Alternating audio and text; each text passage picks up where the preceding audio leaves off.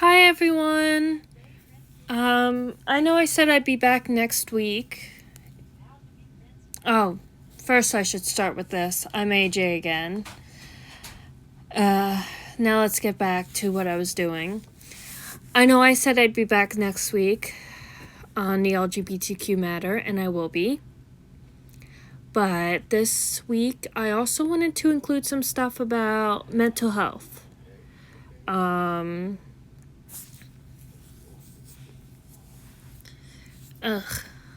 Gotta get my hair right. I want to promote mental health just as much as I want to promote LGBTQ matters. And I want to start, like I did with the LGBTQ, by sharing my story.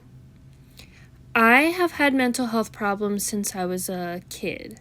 I was diagnosed with autism and ADHD around the age of 2. They started seeing behavioral and very disruptive behavioral signs in me. I was almost kicked out of preschool. And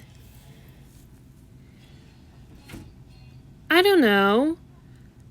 I struggled through school. A lot of kids didn't want to be friends with me because they thought that I was weird. And yes, I was. I couldn't understand social signs. I couldn't understand emotions. I couldn't read emotions at all. I couldn't read when a person was done talking to me. I was just horrible at it. And then when I got into middle school, things got really, really bad. It's when I started to hear voices. I actually started hearing voices when I was much younger, but they started getting worse in middle school. I have this one voice in my head that's really, really good. Her name's Cassie. She tells me to do everything right, but I also have this voice in my head that's really, really bad. His name's Levi, and he tells me to do everything wrong.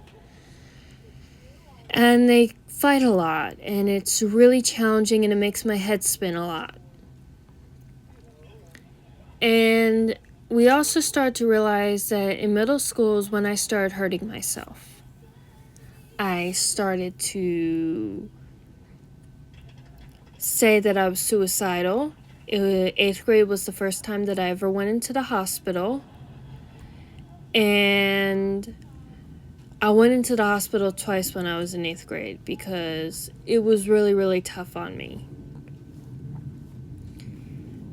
A few years passed, and I ended up going to an alternative high school for behavioral and emotional support. But that didn't help me. I had one friend there, but he wasn't really a friend.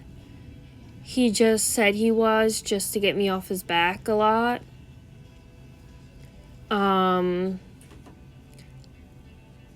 This was where the peak of my mental health issues started to come in and where I started to develop bipolar and borderline personality disorder. I also had to go to a group home while I was in high school, and that's where I developed my PTSD from a sexual harassment issue.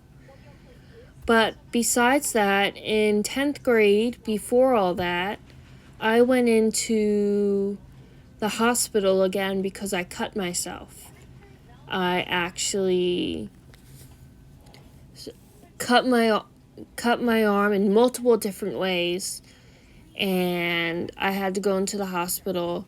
And then I had an anger outburst, and they forced me to go back into the hospital about a month later when I made a threatening remark against someone important in my school that I didn't mean at all. I was just really angry, and I couldn't contain my emotions. And this was when the peak of my mental health was starting to really come out.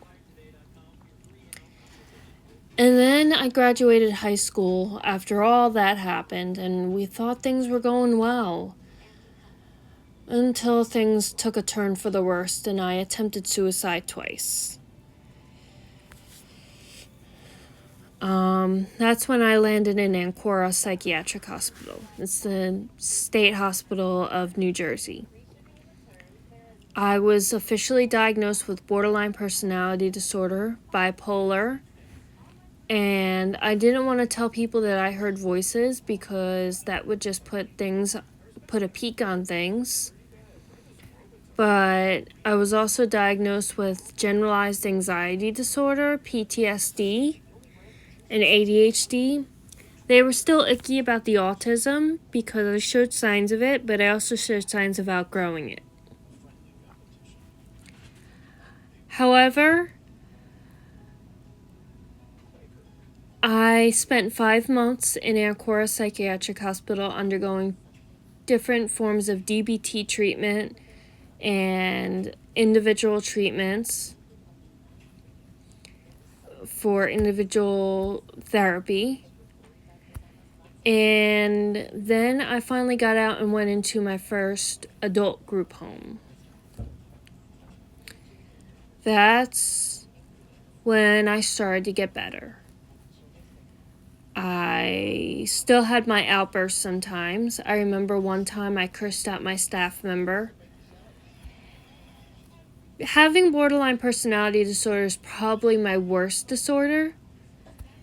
I can't seem to tell when someone is my enemy or my friend. I get very sensitive and I get upset at the smallest thing. I will push you away and I will pull you closer at the same time. I will disassociate from reality. And I will still try to hurt myself sometimes. And even though, well, not anymore, but I have in the past, because that's part of the whole disorder thing. Now, as someone with ADHD, I can't sit still for more than 2 seconds. I can't focus for more than 2 seconds. And with someone with anxiety, I have severe panic attacks. And I worry about every little thing that happens. So I thought I'd give you guys a little update. I eventually moved out of the adult group home and into another one. And I eventually moved out of that and into my fiance's house. I am now on the way to recovery, but I still struggle. I recently went through a bout of mania for my bipolar. I do have a very rare form of bipolar called rapid mood switching. It's where I switch my moods very, very quickly. And I go through mania and depression within a day. And I also